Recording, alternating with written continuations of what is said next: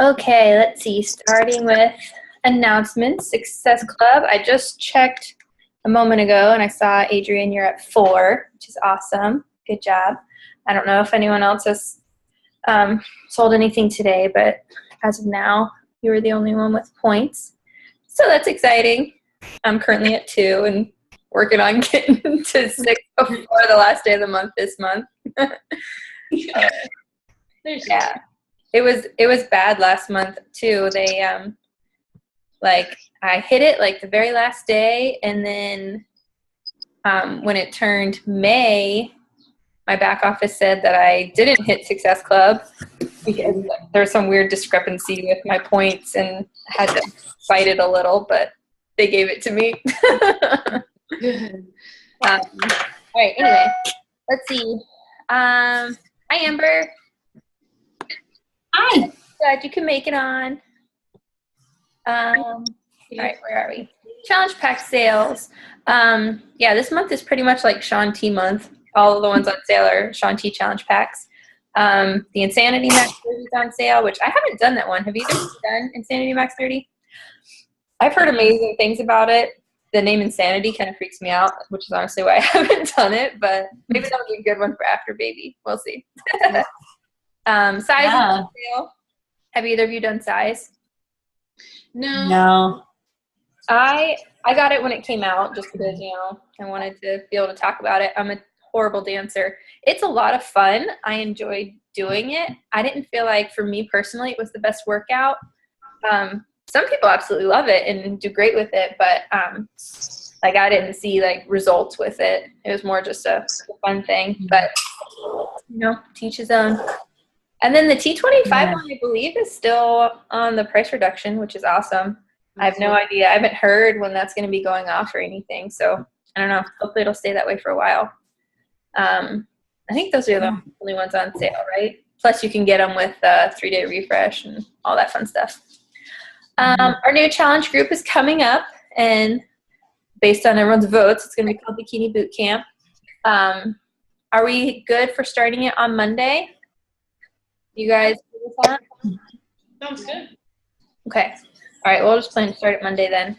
And then our current challenge group is the 60-day one, and we're about to hit day 30. And so for the second half of the group, I want to kind of run it a little bit differently. I want to have maybe each one of you guys who have challengers in the group pick one week to kind of do the posts for that week, and we can do it where you're not having to worry about a big long thing every day. You don't need to do that, especially because they're already in it. A lot of those people have already been in 4 of our challenge groups, so they know the drill.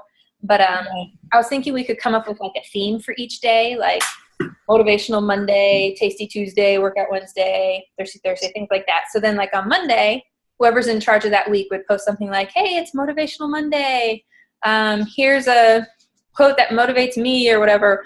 Post below something that motivates you, that type of thing. Then on Tuesday, for Tasty Tuesday, here's my favorite clean eating recipe. Post below one of your favorite healthy recipes or snacks, that kind of thing. So each day goes off of what am I trying to say? I don't know. I just lost my words. Each day goes off of the theme. Thank you. That's it. The theme for that day. Yeah. So we can decide what we want to do. I just briefly wrote ones down. I had the Motivational Monday, Tasty Tuesday, Workout Wednesday, or some people do Wacky Wednesday, wear your craziest workout outfit and post a picture type thing. Thirsty Thursday, post a picture of water or your Shakeology. Flex Friday. For Saturday, I've seen a few different ones Statterday with a T. And that's the day you would do your measurements and all that, or Shakeology Saturday, or I feel because before I started using the template that I use now for challenge groups, I kind of did daily themes.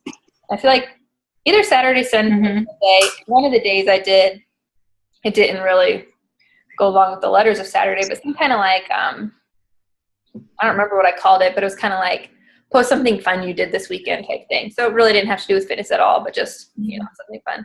So we can kind of decide what we want to do for those, because that'll start next week, I guess.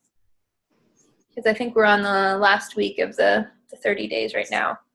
And then we can also, whoever's like in charge of posting that week, every evening can also do the post your rating for today thing too. So people can, I think people like doing that, you know, helps keep them accountable. And they can keep posting their after workout pictures and all that. But just like for the post of the day, we can follow the themes, just make it a little bit easier. We can even, maybe I can make I don't know, I think I can make a group that anyone can edit and change.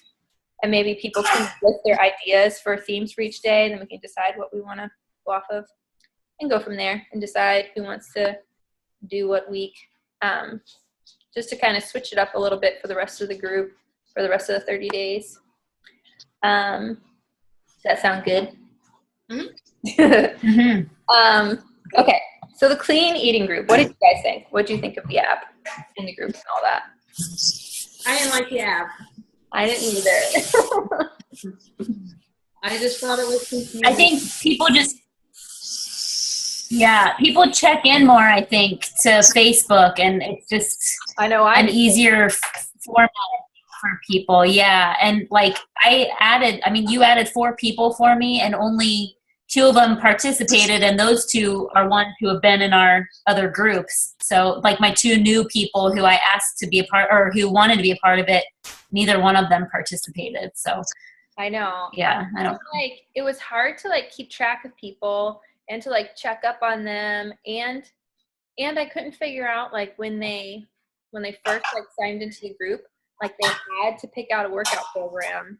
And I think they could have said no flavor of Shapeology, but I think they had to, because Laura was saying one of her challengers, they had to put a workout program in, didn't have any Beachbody workout programs, decided they didn't want to be in the group then. And I'm like, well, just tell her to put anything. Like that part's not, you know, a requirement, but, Right. And I couldn't figure out how to not have that.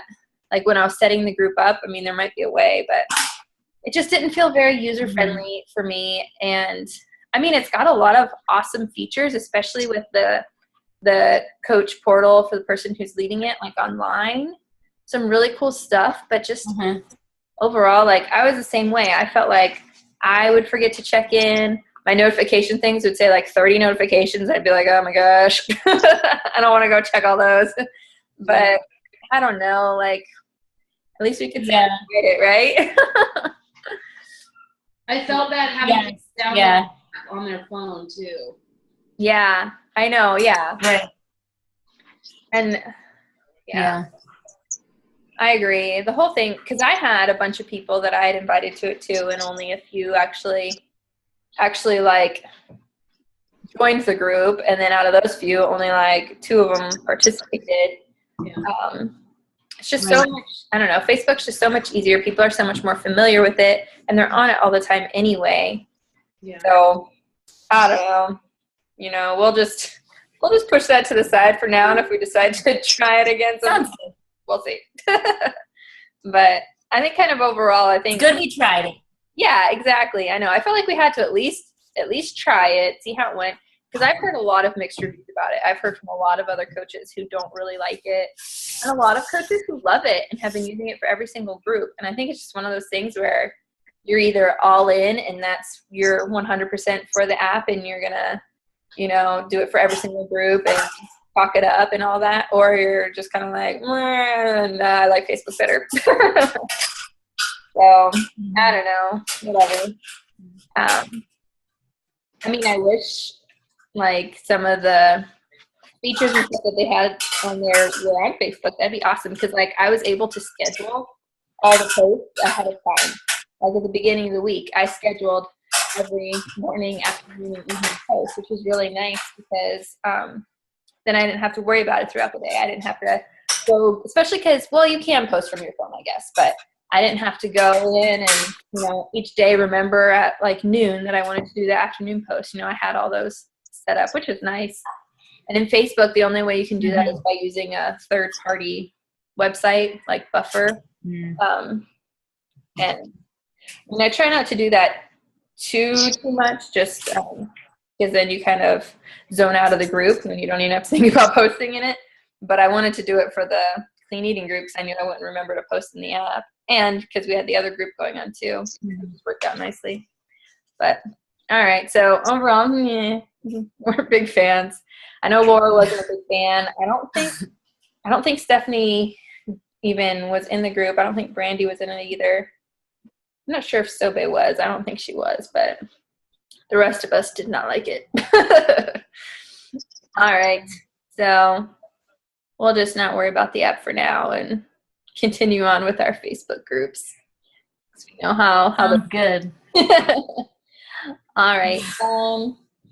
Okay, and then I just wanted to spend a few minutes talking back about the recruiting coaches aspect. I know we went over that, feels like forever ago now. It's probably like a good month or so ago. But, we just had some more things to go over. I don't know if you guys saw, but I did post in our group a thing about overcoming objections when you're talking to someone about coaching. And I actually printed it out because I wanted to kind of go over it a little bit tonight, because I haven't even read through the whole thing yet. I've read through like the objections and I'm like, oh yeah, I get all those all the time. But just kind of to give you some ideas of things that you can say when people come up with this stuff. First one they have on here, an objection: I don't have enough time. And like for this one, what I usually say is, you put into it whatever you want. Like you could either make this a full-time gig and spend hours upon hours every day, or you could set aside an hour a day to work on it. It's totally up to you. You can do part-time or full-time. Their suggested responses are like, how much time do you think it takes? And then kind of starting the conversation that way. Saying, a lot of coaches work full-time and have a family, and then, they still have time to do this. Another one, which this is probably going to be one of the responses for like all of these excuses, is to use the format. I think it's called like feel, felt, found. So first you say, I know how you feel, or I understand what you mean. Kind of connect with them. Say something like, I felt the exact same way, or I thought the same thing. So you want to kind of make that connection with them. And then you say, but then, I actually tried it and realized I can do this with just an hour a day or whatever. So that's the feel, felt, found. I know how you, or I know how you feel. I felt the same way, but then I found out, blah, blah, blah, whatever. So that's a good one to remember. You can use that for pretty much every objection. And it says a little tip on here is, if you ask them, like, how much time do you think it takes? It says, like, take a minute and let them answer that, because a lot of people don't really know how much time it takes. They have no idea. They just think it's going to take a lot of time. So another excuse you'll hear a lot is, I don't know enough people. So you could use the feel, felt, found with that one. I know what you feel, or I know how you feel. I felt the same way, blah, blah, blah. Something I've learned with this is a lot of the top coaches started off with like 100 or 200 people on their friends list, but they obviously didn't let that hold them back. You don't have to have 8 million friends on Facebook in order to be successful. You just have to be willing to expand your market, friend request a lot of people, even when you don't know that well, and then also get into people that you don't know, try to get into your cold market. It says, this is a common concern that can be overcome by pointing out the areas in someone's life where they have contacts. It says, have them think about Frank, F-R-A-N-K, friends, relatives, acquaintances, neighbors, kids, connections with all those people. So, if you really had someone sit down and write out 100 people that they know, they could do it fairly quickly. They might not think that they can, but you know more people than you think you do. Another one, I'm not a salesperson. Say, good. We don't want you to be a salesperson. It says, me neither. I found that when I simply act as a coach to others, people naturally want to find out what I'm doing to meet my health and fitness goals.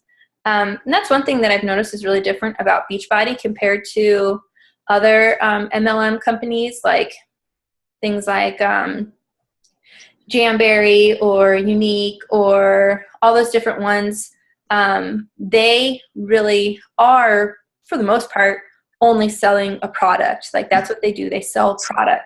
And yeah, they help people with their makeup or, easier ways to do their nails, whatever. That's great. But we don't just sell products. We're more or less selling ourselves and the support that we can give.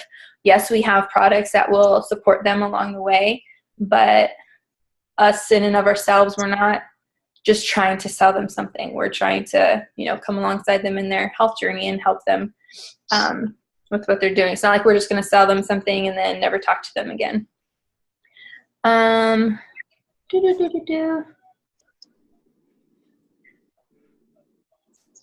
Okay. Next one. I've heard this one a few times. I'm not in shape enough and I haven't reached my fitness goal yet.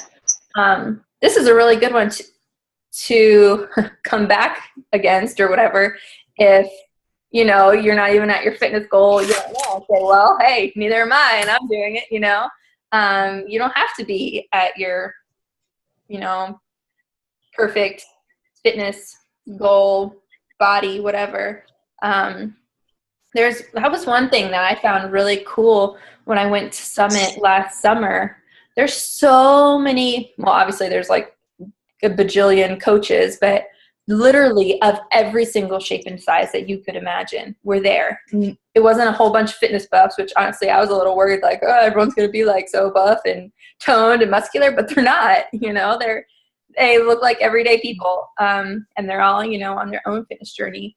And I feel like every person and every different body type is going to connect to a different person, because like, let's say, because one of my friends who was talking to me about coaching and ended up not signing up, she was like, well, I just feel like, because she's a very thin person. She always has been. She's always been very thin.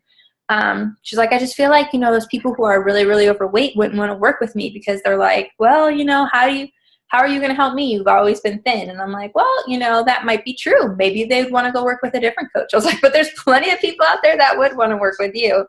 But, it's just one of those things when you have that, she just kind of had that fear that, nobody would want to work with her because of that, which, there's successful coaches out there who have been in shape their entire lives, like Amy DeSanzo. I've known her since she was like 3, and she has pretty much always had abs her entire life. Every minute I've ever known her. She was pregnant, although she still had some abs up top because her belly was tiny. She's just always been fit. She's always been athletic. She was a gymnast growing up. She played all kinds of sports, but that hasn't stopped her from being successful. She still, even though she doesn't have a huge transformation story, she can still help others. And then there's other people I know who would probably still be considered, in the overweight category, but they're still doing awesome. They're still helping people. They're still on their own journey and inspiring others. So obviously that's not something that would need to stop you from being a coach. When I first heard about coaching, I had no idea what it was. I probably saw it,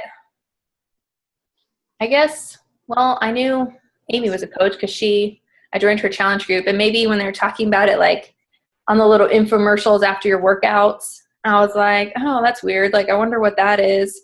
And I know it must have been before that. I don't know why I would have heard about it. But anyway, I was like, I wonder what these, like, if they have to go to like some kind of school to become a coach, and like you have to like learn all this stuff, and they have to be like real fit. And when I really like looked into it, I was like, oh, all you have to do is sign up. That's it. Like, let's see. This says your personal journey is what's going to attract others to you and inspire and motivate them to join you anyway. So, for some, sometimes they won't be attracted to that person that's, super, super fit all the time and always perfect. People connect to your story and they connect to your journey. So, and then the last one on here is I can't afford Shakeology every month, which I know we hear that one. Let's see. Their first option they used was I used to think the very same thing. Oh, see, okay. Now this is totally off topic, but I read this and I was like, what? It says, I used to think the very same thing, but now I think about it as 30 healthy meals that I'm actually able to write off as a business expense. So now I can't afford not to. I didn't realize I was able to write off my Shakeology on taxes. I knew some people did and some people didn't, so I didn't. But this is official proof that I can, so I'm just going to throw that out there because that came from Beachbody's website, came from the Coach Online Office. So I'm going to be sure to write that off next year. Yes. Did either of you have to file Beachbody stuff with your taxes? We didn't. I sold one thing. No, I mean, I think you had to make like $500 at least. Yeah, I think it's $5 or $6. Yeah. And then they'll mail you a 1099 form, I think. And I was, because this was the first year. No, maybe it might have been one other year that I made like $1,000 for like the whole year, I think. But I was so worried this year that we were going to end up owing on taxes and all this stuff. I was kind of freaking out about it. And Preston kept saying like, oh, I guess we'll find out if this is really worth it or not. And I was like, that's pressure. But I ended up having a ton of stuff that I wrote off, even though I didn't write off my Shakeology, because last summer was when I went to Summit. So I was able to write off my flights because I actually flew to Georgia because I was visiting my family and then drove to Nashville. But I wrote off my flights anyway, and I wrote off all the business expenses like the $15.95 that you pay every month. I wrote all that off. I wrote off my what's it called? The Beachbody On Demand, the $40 every 3 months. I wrote that off. I wrote off like anytime I sent someone like a gift card for buying a challenge pack, or if any of the prizes that I bought, things like that, I wrote all those off. Oh, and then our tax guy also said that we could write off a portion of our internet bill, a portion of my cell phone bill. I bought a new computer, so I wrote that off. So I ended up having a lot of things I was able to write off. And then amazingly enough, we didn't owe at all on taxes, and I was really, really excited about that. So, I mean, I'm sure that wasn't all body related. It had to do with Preston stuff too, I assume. But anyway, it was really exciting. That's great. Yeah. Yeah, because I was worried about it because they don't take any taxes out of your paychecks. So I know a lot of coaches will set aside 25% of their paychecks throughout the year just so they have that money somewhere. So then when the end of the year comes and they file their taxes, then, that money's there in case they do end up owing. So just food for thought. That has nothing to do with anything. Back to I can't afford to change every month. Yeah. This is one of the things where you can, if they're going to be a working coach, they will more than likely get their Shakeology paid for. You only need 3 people buying Shakeology from you for yours to be paid for. Because every time someone orders Shakeology from you, you get like $30-some. So if you multiply that by 3, it's $90-some, which your Shakeology's $97. Well, then you have your business fee. But or if you're hitting Success Club each month and selling 3 challenge packs every month, you will more than pay for your Shakeology every month. So that's one thing you can tell people, well, if you're planning on coaching and actually doing this, your stuff will be paid for. Plus extra.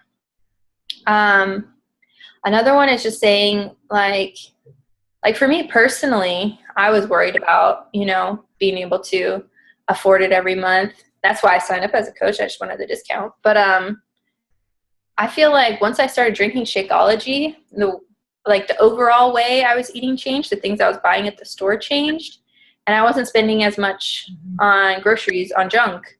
I realized that, that was one of my full meals every single day. So I wasn't having to worry about that anymore.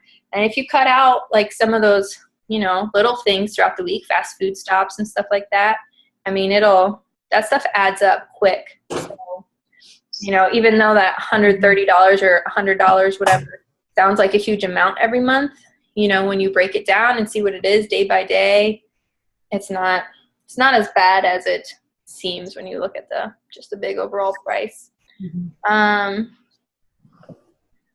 Says, and if someone wants to be a coach and they don't want to be on Shakeology, honestly, that's very hard to do. Because because being proof that products work is one of the, it's one of our vital behaviors. It's one of the biggest things. I mean, it's definitely possible, especially if someone can't drink it for like a medical reason. Then I feel like they could get around that if they still are able to, talk about its benefits and things like that. But if someone just doesn't drink it just because they don't feel like it or they don't want to, they're going to have a hard time coaching, because pretty much all of our challenge packs come with Shakeology, and it's hard to sell something that you don't believe in yourself. So that's kind of like a little Debbie Downer on that one, but it's just a part of it. And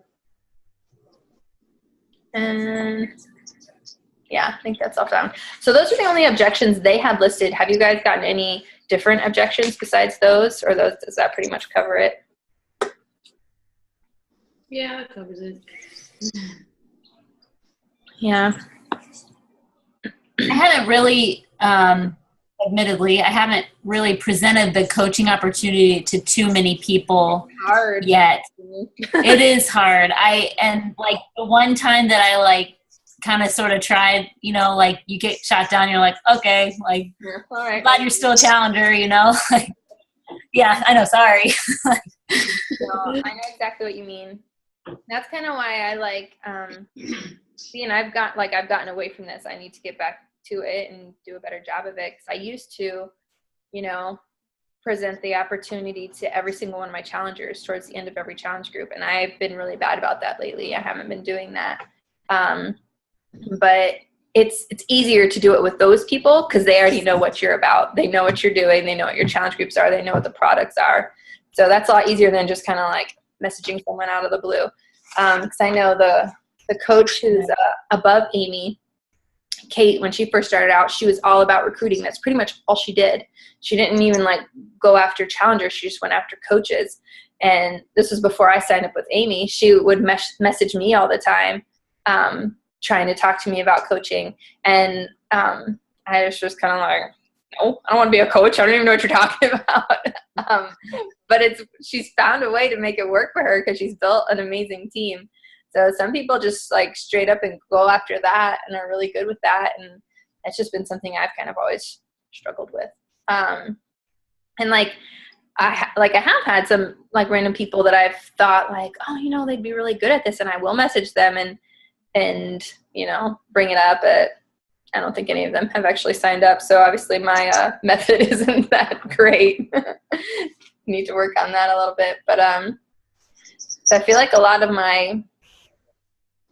all my working coaches that I actually have right now were at one point a challenger in one of my groups, except for Katie, who was one of my leads. So, but yeah, I mean, it's tough. And it's even one of those things where like you can set mini goals with that. Like, okay, this week I want to talk to 2 people about coaching. I want to do my other invites for my challenge groups, but I want to have at least 2 people this week that I talk to about coaching. Because the more you do it, the easier it'll be, easier it'll get.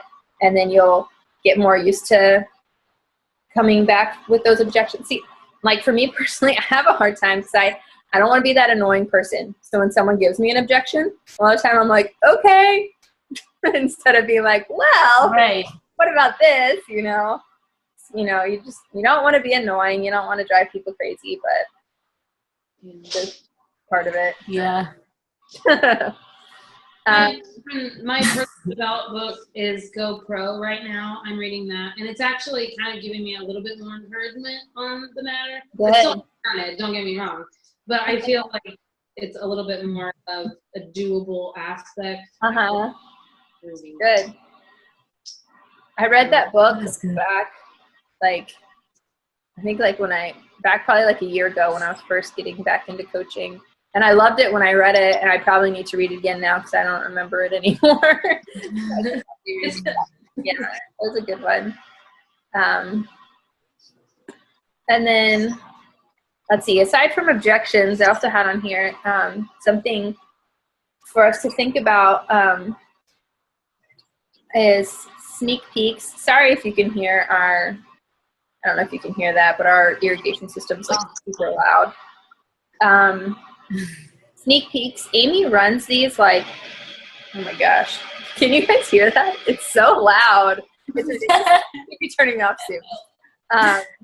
Amy runs sneak peeks into coaching, I think at least once a month, sometimes more than that. I know Brittany Cooley's been running them some as well. They usually do them for just like an evening, a couple hours in the evening. But if we ever get to the point where we have like, you know, a lot of people, we could even try to run our own sneak peek at some point. So that's something to keep in mind.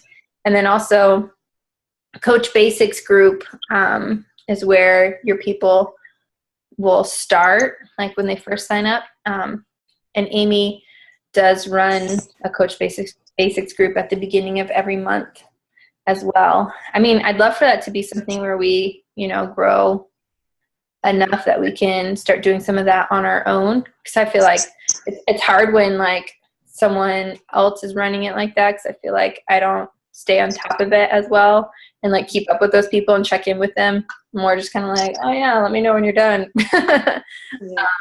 It's easier when you're like, you know, involved in it yourself. But do you guys have any questions about recruiting? Any like other parts that you'll want to go over at another time, because we're running out of time?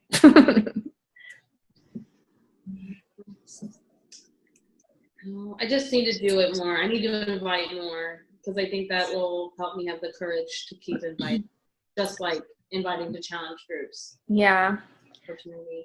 I've noticed there's a few people in our challenge group right now that just like the things that they post, I'm like, oh my gosh, they'd be an awesome coach. Yeah, I can't remember who it is now. I feel like that Jolene, is that her name? Jolene.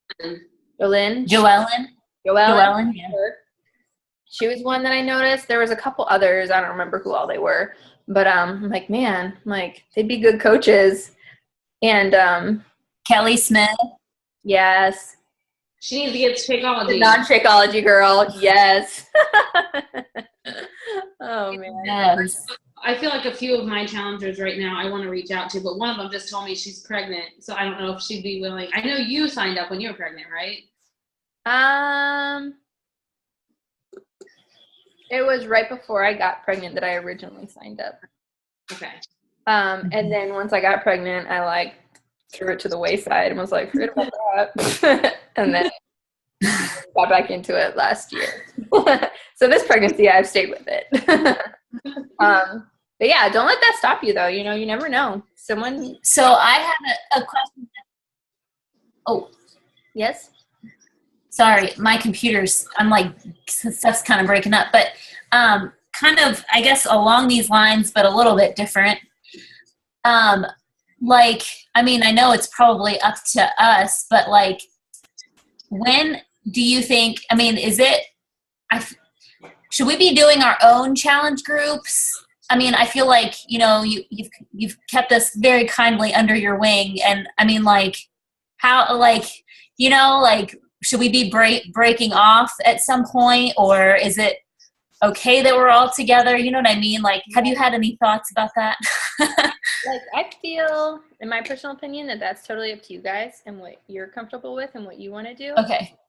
Because if you look at like the Fearless and Fit group, they all still do challenge groups together.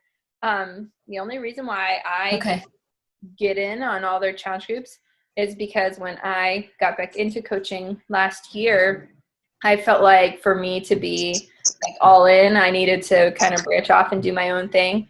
But I am more than happy to have you guys have your challengers in my groups, and I'm more than happy to set you free and let you do your own thing. So that's totally up to you guys when you feel like you're ready and want to start running your groups, or if you just want to take on like the next group for the whole team, you know, you could do that too. Like either way, where, you know, we're kind of all still together and all working together, but you know, kind of seeing how it goes.